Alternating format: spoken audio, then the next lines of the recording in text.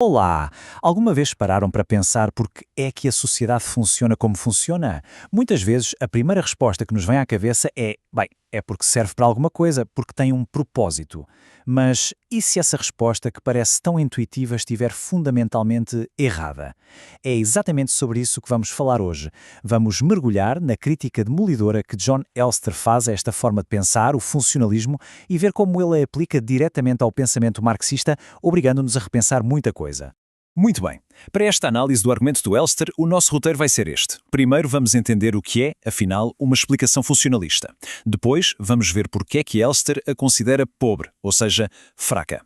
A seguir, o ponto central. Como é que isto se aplica ao marxismo? E, finalmente, qual é a alternativa que ele nos propõe? Bora lá.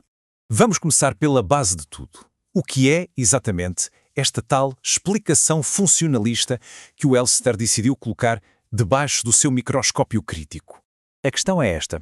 Quando olhamos para uma instituição social, sei lá, o Estado, a família ou o que for, e nos perguntamos por que é que isto existe, a resposta mais fácil e imediata é pensar na sua função, no seu propósito. Parece lógico, não parece?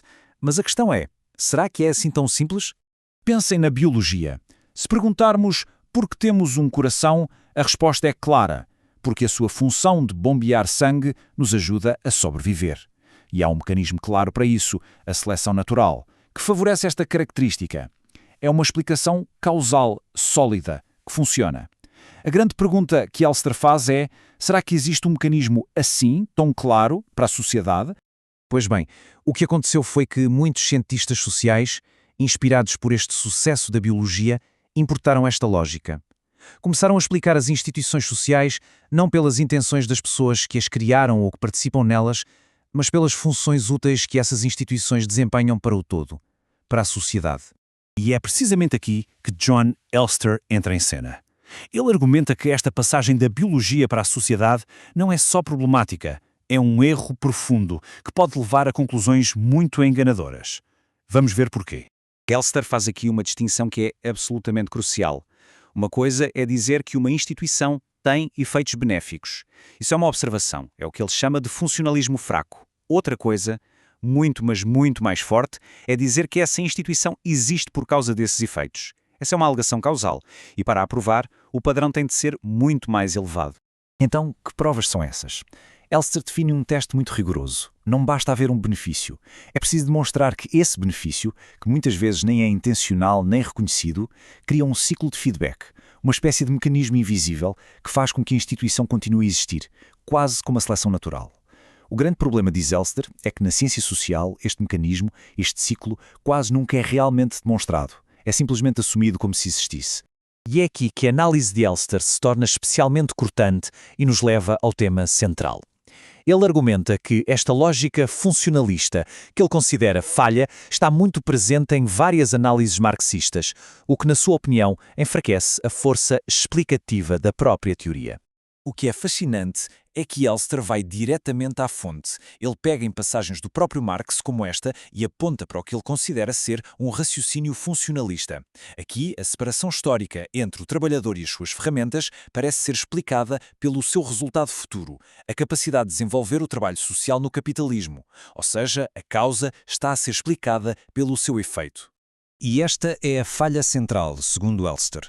É uma explicação teleológica, ou seja, explica o passado por um propósito futuro. É como dizer que uma semente germinou para que a árvore pudesse um dia dar frutos. Falta a ligação causal concreta. Falta um mecanismo. Quem ou o que está a puxar os cordelinhos da história em nome de um futuro necessário.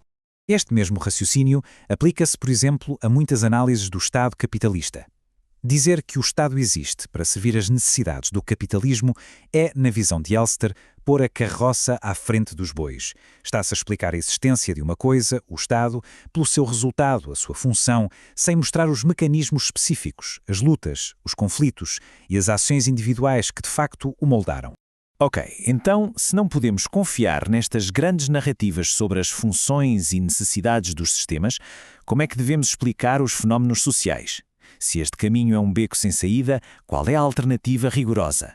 A alternativa que Elster propõe é uma viragem de 180 graus. Em vez de olharmos de cima para baixo para as supostas necessidades do sistema, ele diz que temos de olhar de baixo para cima. Temos de começar com o indivíduo. A isto chama-se individualismo metodológico. O nome pode parecer complicado, mas a ideia é bastante direta. Todos os grandes fenómenos sociais, desde o mercado até ao Estado, têm de ser explicáveis, em última análise, como o resultado, muitas vezes não intencional, das ações, crenças e interações de pessoas de carne e osso. Certo. Mas como é que se faz isso? Como é que se estuda a forma como as ações de milhões de indivíduos se agregam para criar um resultado coletivo? Bem, para isso, Elster defende uma ferramenta analítica muito poderosa. A teoria dos jogos, no fundo, é o estudo da interdependência estratégica. Pensem num jogo de xadrez. A nossa melhor jogada depende sempre da jogada que o nosso adversário faz, certo? A vida em sociedade é muito parecida. A teoria dos jogos ajuda-nos a modelar exatamente isso, como as escolhas de cada um, que dependem das escolhas dos outros, se combinam para criar resultados sociais que, por vezes, ninguém cria. Um exemplo clássico que ilustra isto na perfeição é o problema do caronista. Imaginem uma greve. Se olharmos para esta matriz do ponto de vista de um indivíduo, a escolha mais racional pode ser não aderir. Porquê? Porque se os outros fizerem greve e tiverem sucesso, a pessoa beneficia na mesma, mas sem ter tido o custo. Se ninguém fizer greve, pelo menos não perdeu nada.